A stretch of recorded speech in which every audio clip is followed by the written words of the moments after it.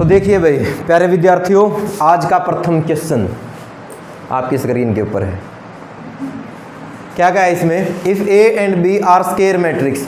सबसे पहले तो ए और बी दोनों की दोनों क्या है? Square matrix. ठीक है। Same order such that A B and B, A B जो है वो इक्वल है, किसके इक्वल है? बी ए के। ए बी इक्वल क्या है? बी ए है। ठीक है। दोनों का ऑर्डर सेम है। अगर ए हमारे पास 2 क्रॉस 2 की है तो बी भी 2 क्रॉस 2 की है। ए हमारे पास n क्रॉस n है तो बी भी क्या है? n क्रॉस n है। तो इसने कहा अगर a B equal to b a है, A B equal to b a का मतलब क्या हो गया? पहले तो ये बताओ, a B equal to b a, इसका मतलब कॉम्यूटेटिविटी को होल्ड करती है मैट्रिक्स ये। ठीक है ना। कॉम्यूटेटिव लॉ को क्या करती है? होल्ड करती है। Commutative law in multiplication a B equal to b a. ठीक है। तो इसने कहा कि then prove by induction, induction का मतलब principle of mathematical induction, a B raise to power N equal to b raise to power n a, ये भी हमारा इक्वल होगा। एक तरह से कॉम्यूटेटिव लॉ ही है ये। ठीक है। देखो भाई करेंगे कैसे, ये चीज हमने करनी है प्रूफ। क्या किया हमने? सबसे पहले नहीं, पहले तो ये प्रूफ करना है और उसके बाद फर्दर बाद में ये प्रूफ करना है। 2 क्वेश्चन है। ठीक है। तो पुट किया हमने n is equal to 1, n की जगह हमने क्या रखा? 1 रखा। तो क्या हो गया? ये a b raise to power 1 b ही होगा और यहाँ पर कितना होगा? b raise to power 1 b और a। ठीक है। A B equal B A इन्होंने दे ही रखा कि ये दोनों इक्वल हैं। इसका मतलब क्या हो गया? ये n इज इक्वल टू 1 के लिए क्या हो गया? ट्रू हो गया। तो हम लिखेंगे यहाँ पर कि n is equal to 1 is true. ये बात क्या आ गई हमारी? सत्य आ गई बिल्कुल। ठीक है। नाउ उसके बाद हमने करना क्या है? Now put n is equal to k, जहां पर n है वहां पर कितना रख देना है? k रख देना है। क्या हो जाएगा? a b raise to power k, A B raise to power K किसके इक्वल हो गया? बोलो, बी रेज टू पावर के और इनटू में ए। इसको हमने क्या मान लिया? इक्वेशन नंबर फर्स्ट हमने मान लिया। ठीक है। उसके बाद हमने क्या किया? सपोज किया, मान लिया हमने, suppose n is equal to K is true. ये बात हमने क्या मान ली? सत्य मान ली। ये मान लिया है। पहले वाला प्रूफ होता है, तीसरे वाला हम प्रूफ करके दिखाते हैं, यूज इसका हम करते हैं। ठीक है। अब हमने क्या किया? Put n is equal to K plus 1। तो क्या हो गया यहाँ पर? बोलो, a b raise to power k plus 1 equal to b raise to power k plus 1 into में a। इसकी अगर लेफ्ट हैंड साइड को मैं ये दिखा दूं तो मेरा काम हो जाएगा बस। तो लेफ्ट हैंड साइड रखिए इसकी। तो लेफ्ट हैंड साइड क्या है? बोलो, a b raise to power k plus 1, यही है ना। ठीक है। क्या इसको मैं ये लिख सकता हूं a एज इट इज और b raise to power k और इनटू में b लिख सकता हूं? हाँ या ना? yes, sir। ठीक है। अब यहां से देखिए इसका यूज करें। a b raise to power k है किसके इक्वल? b raise to power k। तो हम लिख सकते हैं इस रिजल्ट की जगह कौन सा रिजल्ट? ये वाला। क्या लिख सकते हैं? b raise to power k into में a और b। यही हो गया ना। जिसका हमने यूज किया वो भी लिख दें। यूजिंग इक्वेशन फर्स्ट, समीकरण 1 से 1 का प्रयोग करने पर, यही ना भाई। अब ध्यान दे। ठीक है। हमने लेके आना ही ये वाली रिजल्ट्स। क्या हो जाएगा? b raise to power k as it is, b raise to power k as it is. A B को मैं लिख सकता हूं क्या? B A. अपनी मर्जी से नहीं लिख रहा, क्योंकि मैट्रिक्स मल्टीप्लिकेशन में कॉम्यूटेटिव लॉ जरूरी नहीं होल्ड होता है, लेकिन इन्होंने ये बात दे रखी है इसलिए लिख रहे हैं हम। यही बात है इसमें सोचने की। अदरवाइज हम सिंपल मल्टीप्लिकेशन में 2 गुणा 3 गुणा 5 है, हम अपनी मर्जी से इसको 2 गुणा में 5 गुणा 3 लिख देते हैं। बिल्कुल सही है ये, अगर हम अलजेब्रा की बात करते हैं, सिंपल अलजेब्रा की बात करते हैं। लेकिन मैट्रिक्स में अगर ऐसा हो कि a गुणा b गुणा c है और अपनी मर्जी से ना दे रखे और फिर हम इसको cb लिख दें तो वो गलत होता है। ठीक है ना। यही बात इसमें सोचने की है बस। ये कंडीशन हमारे पास दे रखी थी कि a b equal to b a है, उसका हमने यूज किया है यहाँ पर। ठीक है। तो रीजन में लिखेंगे बिकॉज ए बी जो है वो किसके इक्वल है? बी ए के इक्वल है। ठीक है।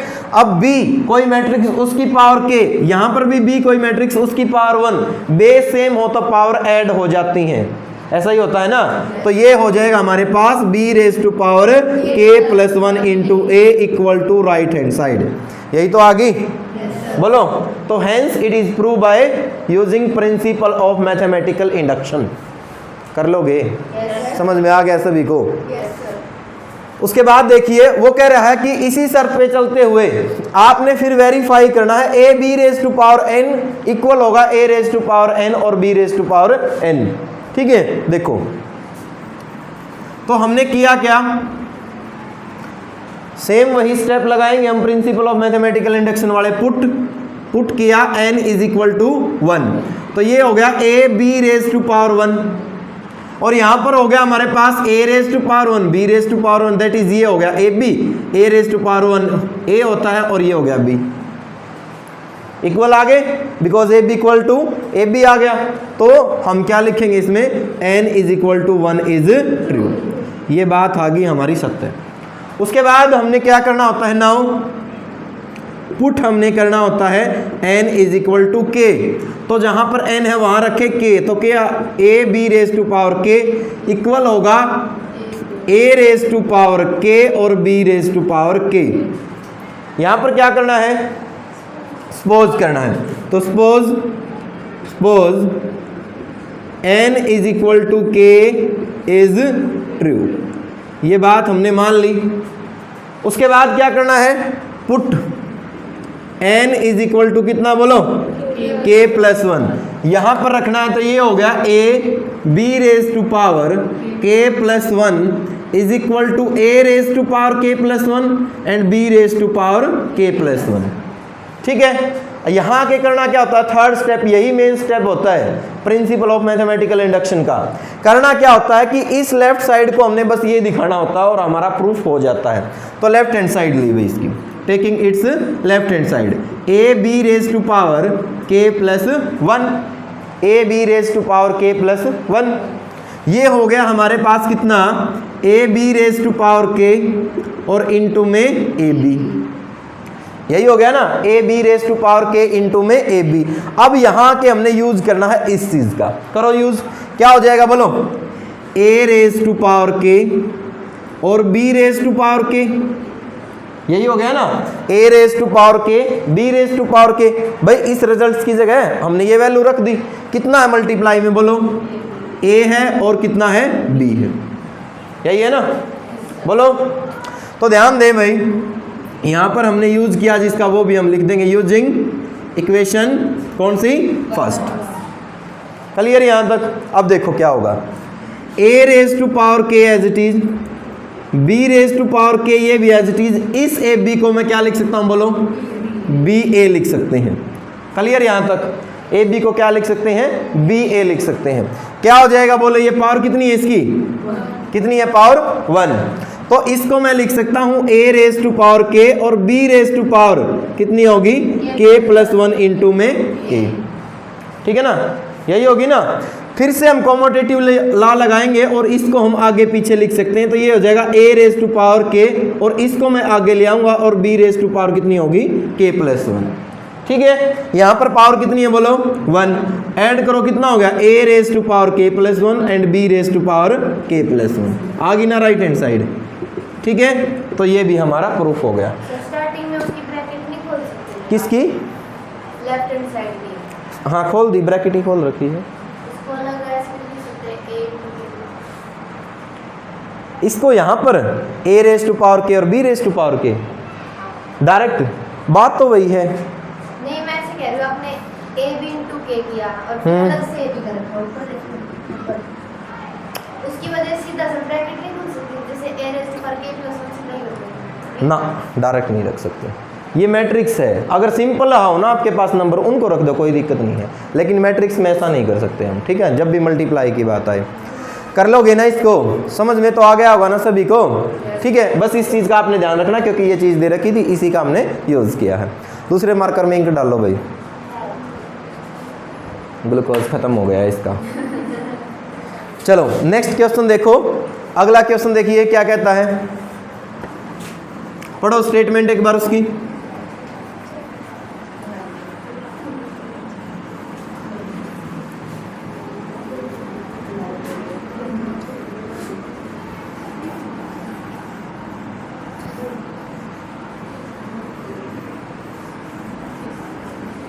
देना एक बार मैथ।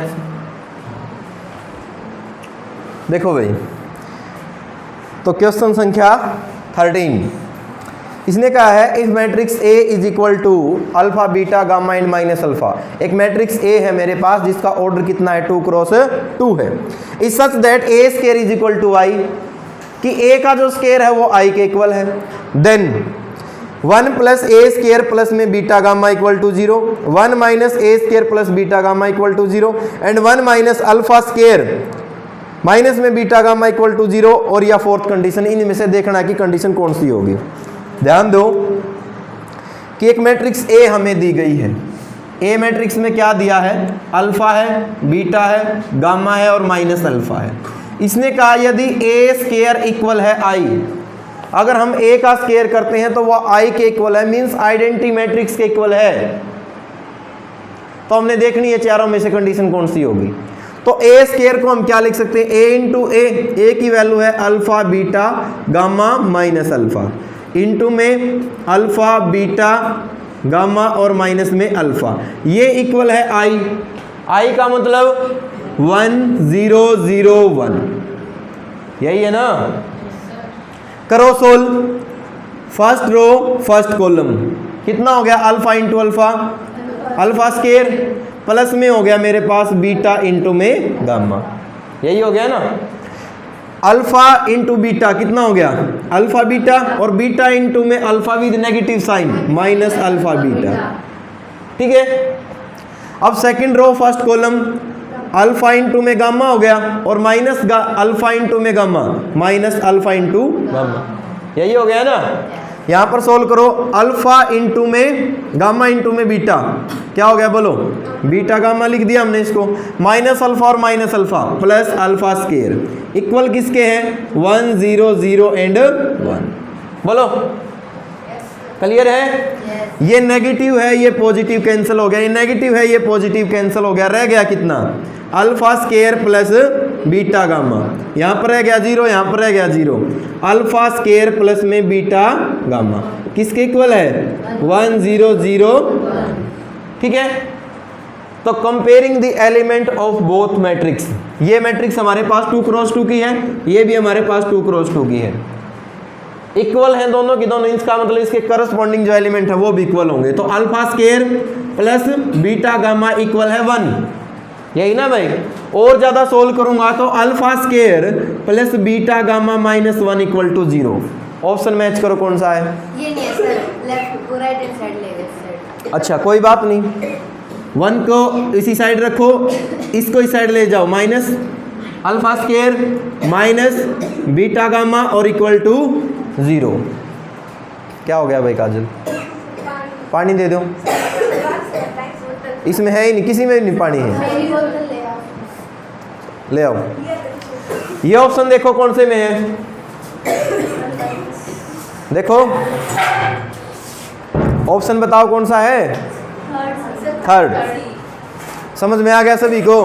बस एक ऑपरेशन आपने लगाना है कि matrix A square equal to क्या होगा? I. A square equal to क्या होगा? आई, ठीक है। कर लोगे ना सोल्व?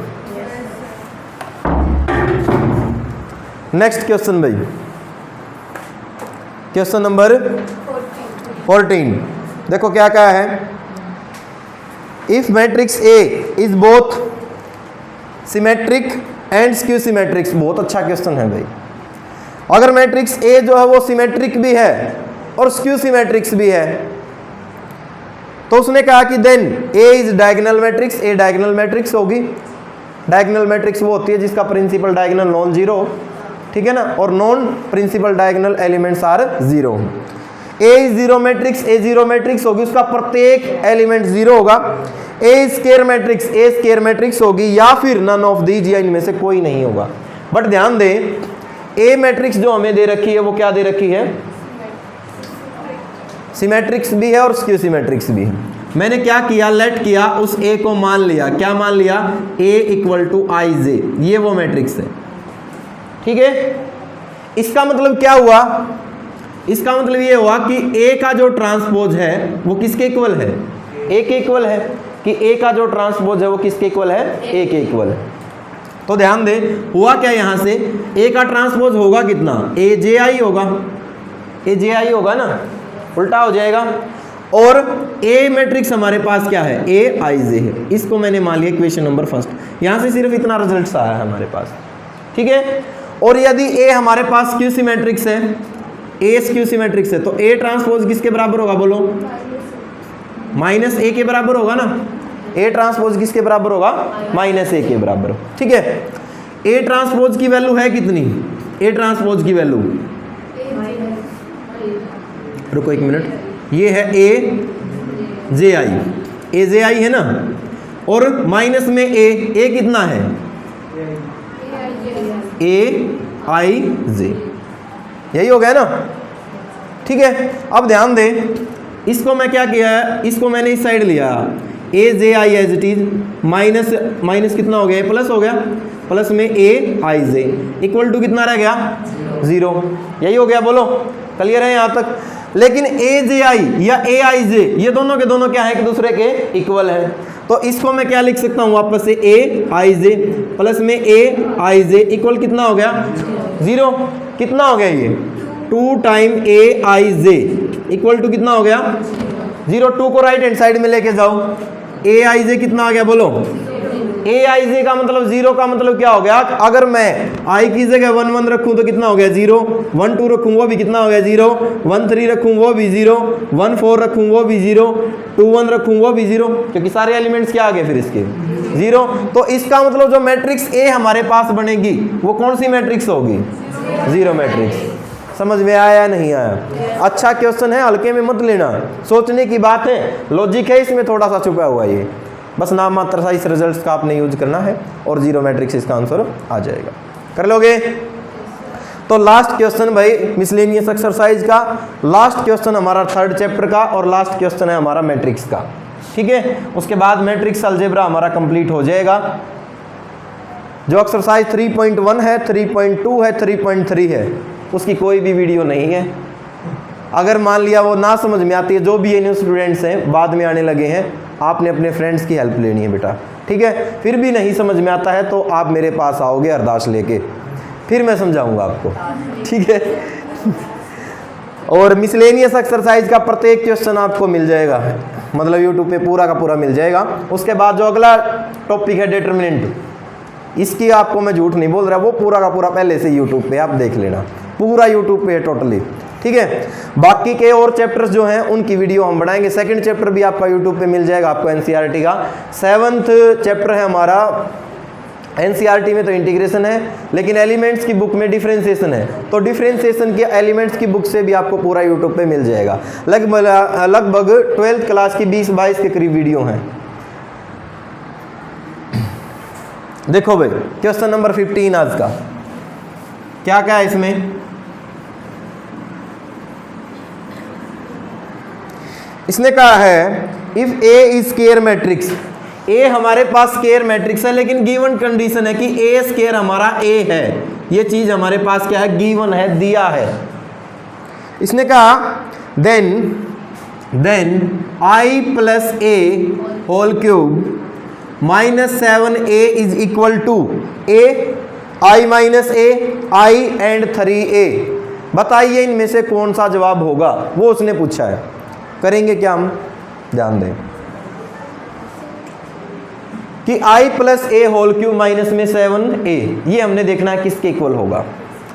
एक फॉर्मूला आपने पढ़ा था 9th क्लास में, a plus B whole cube क्या होता है, a cube plus B cube plus 3a square B plus 3ab square, यही होता है ना, ठीक है। तो a क्यूब मतलब ये हो गया मेरे पास i cube plus b cube a cube plus में 3a square i square into a plus में 3ab स्केयर i इंटू में a स्केयर, बोलो यस सर। और ये हो गया हमारे पास i क्यूब कितना होता है, i भाई आइडेंटिटी मैट्रिक्स है, उसकी मैं 2 बार गुणा करूं, 3 बार गुणा करूं, मैं n बार गुणा करूं, वो आइडेंटिटी ही आएगा, कोई फर्क नहीं पड़ता, पता है ना इस चीज का, ठीक है। a क्यूब को मैं लिख सकता हूं a स्केयर इंटू a, बोलो प्लस में आई स्केयर को मैं लिख सकता हूं आई और इनटू में ए, और यहां पर मैं लिख सकता हूं 3 as it is I as it is A square किसके इक्वल है,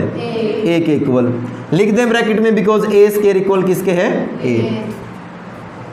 और ज्यादा सोल्व करोगे तो आई एज इट इज प्लस में ए स्केयर हमारा वापस क्या हो जाएगा, ए इनटू में ए है, आई इंटू ए क्या होता है बोलो, ए होता है, आई इंटू क्या होता है, ए, तो ए हो गया। ठीक है, ये हो गया मेरे पास I as it is A square plus में कितना हो गया 6a। ए स्केयर किसके इक्वल है, ए के इक्वल, तो a प्लस में 6a, ये हो गया 7a प्लस में आई। देखो कौन सा है, अच्छा -7 आई भी था, मत बोलो भाई इसको, कोई गुनाह नहीं किया है इसने। तो माइनस में इसका मतलब परिवार में एंट्री करनी पड़ेगी पहले। कैंसिल हो गया इससे, कितना रह गया, मीन्स आइडेंटिटी मैट्रिक्स। कौन सा जवाब है, सी। कर लोगे? तो थर्ड चैप्टर में कोई प्रॉब्लम है किसी बच्चे की, नहीं है। चैप्टर आएगा टोटल आपका 4 नंबर का, HBSC बोर्ड और CBSE बोर्ड दोनों में ही। आपने +2 क्लास से मैथ में 4 नंबर पक्के कर लिए हैं अपने। अगर इसका हर एक क्वेश्चन, हर एक एग्जाम्पल, हर एक प्रॉपर्टी को आपने पढ़ा है, ध्यान में रखा है, जहन में उतारा है, तो कंप्लीट 4 नंबर आपके पूरे हैं। ठीक है ना। अगला जो चैप्टर है हमारा 7 से 8 नंबर का आता है, डिटरमिनेंट। ठीक है, कई बार क्या होता है, ये 6 का दे देते हैं, ये भी 6 का दे देते हैं, टोटल दोनों 12 नंबर के हैं मिला के। ठीक है, लेकिन इसमें से उम्मीद है 4 की और अगले में से 8 की उम्मीद है, क्योंकि एक 6 नंबर का क्वेश्चन वहाँ से हमारा आता है डिटरमिनेंट से। ठीक है, तो मैट्रिक्स टोटल आपकी 12 नंबर की है। कोशिश करना है सभी बच्चों ने कि इसमें से एक भी नंबर आपका ना कटे।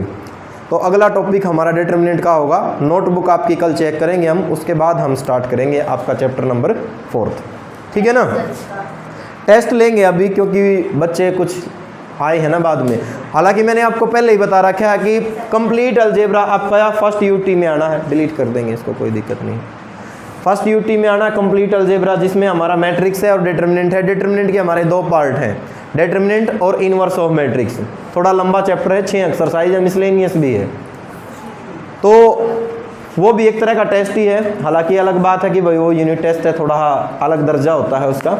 ले लेंगे आपका टेस्ट भी अभी, क्योंकि बच्चे लेट आने लगे थे इसलिए थोड़ा सा, और इसकी वीडियोस भी नहीं है, बट लेंगे टेस्ट आपका ज़रूर, कोई दिक्कत वाली बात नहीं होगी। ठीक है ना। तो करना भाई ये सारे के सारे क्वेश्चन 22 मिनट।